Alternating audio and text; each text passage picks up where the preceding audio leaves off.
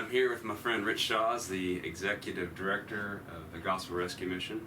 And Rich, we've just finished up studying the passage, the final judgment passage in Matthew 25, which is obviously, I've been thinking about this passage the last couple of days, and it's one of those passages, no matter how you look at it, when, how many times you think about it, it's a huge kind of, it's kind of one of those passages that makes you kind of shake, because you think, how am I ever going to live up to this kind of standard? So Rich, what he does day to day, he deals with people that are in the crisis of homelessness, that are in an extreme need situation.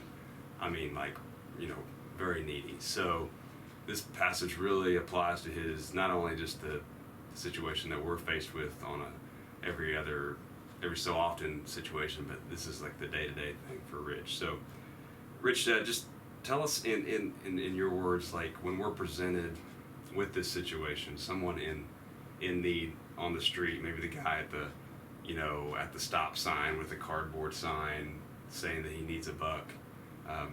What do you think we should do as Christians when we're presented with that situation, looking through this passage?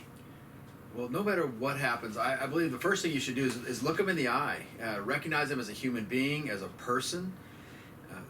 As a general rule, I'd say we don't give them money. Also, a lot of people say, well, give them a meal instead, because that's not as, they can't misuse that. But what you do when you give them a meal is you open up the door for them to say, well, I don't need to spend money on food now. Now I can spend the money I do have on booze or drugs or a hotel room to be with my girlfriend, whatever that might be. So as you open up the door, but I do want to kind of highlight this other fact. The Holy Spirit might be leading you personally to actually give them money. So if the Holy Spirit's speaking to you, definitely give them the money. But it's important that we start to recognize the voice of God, the voice of the Holy Spirit in our lives versus guilt, shame, embarrassment. That should never be our motivation. Our motivation should be, I love you, I care about you as a human being, let me take you to the Gospel Rescue Mission, or let me give you the address to where the mission's at if you're meeting in Muskogee. Tulsa also has a homeless shelter, John 3:16, a great facility over there. If you're other cities, you look it up. There's going to be some place that you can get them to that will give them services and care beyond that few dollars you might give them that could be misspent. And Rich, to follow up on that, the thing that's kind of somewhat conflicting about this verse is, if you take it just word for word, it sounds like it's sort of a saved by faith or saved by works rather than faith type of doctrine, where we know that's counter to the message in the gospel. So how do you kind of weigh that? Because it does sound like this is sort of a works-based situation where we're before God and we have these works presented to us and we're judged from there.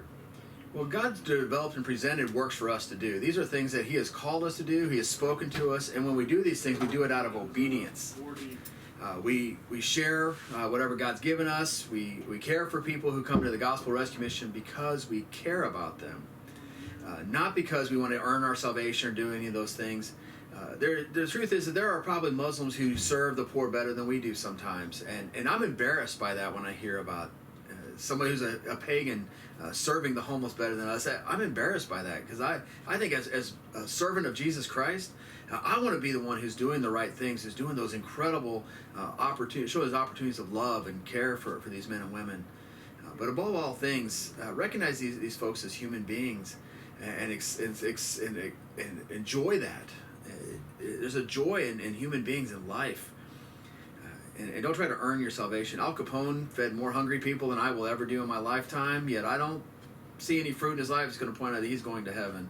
And so the rest of us, don't try to earn your salvation by doing this. Just do it because Jesus is there, and He is there in those people in a dreadful disguise. And that's kind of what He's saying in this passage.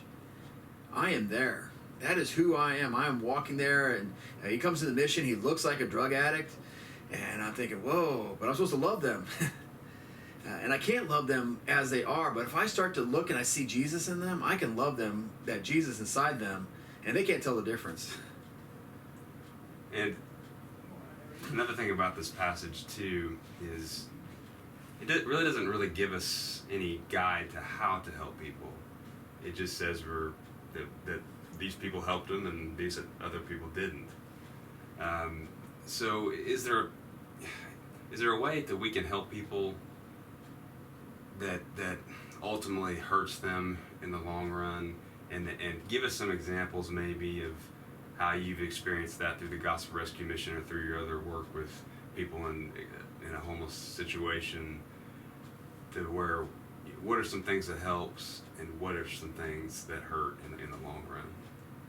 When I was at Bible college, I was volunteering at a rescue mission in Springfield, Missouri, and when you're a Bible college student, you get the opportunity to preach. You get excited, you go preach.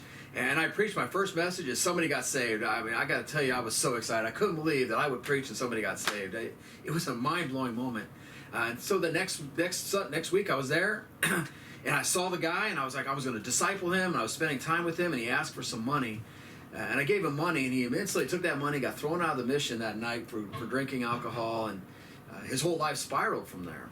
So what I thought was helping him, giving him it was all just change. I was a college student, so all I had was the change in my ashtray, because I didn't use it for ashes, so I had to use it for something.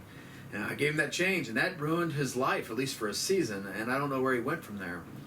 So just handing out money, anything that's going to help feed their addictions, feed their desires that are beyond, they're not of God, is going to hurt them ultimately. And then a worldview sort of poverty thing to understand. If you can imagine, we send clothing to third world countries. So we send our old clothing, stained clothing to Africa and say, okay, we did our good duty, and we send our clothing there. But then, so they get free clothing. That's great. We get excited about that. But what happens is that the African salespeople can't sell their clothing. So those businesses go out of business because they can no longer sell their shirts or pants because they can't compete with free. So that when those companies go out of business, so sellers go out of business, then the factories go out of business. And when the factories go out of business, then the sheep herders go out of business. So what you did is actually just created a whole group of people who are dependent on us to send those shirts, because now they no longer have anybody to make those shirts for them. And in a smaller level, here we can do the same thing. We keep giving them things. They don't have any incentive to go work. No desire to make changes in their life. I can do what I want to do. I can live life the way I want, and I don't have any penalty. And so we got to think about when we're helping, is it really going to make a difference in their long-term future, in their eternal best interest, versus their immediate right now best interest?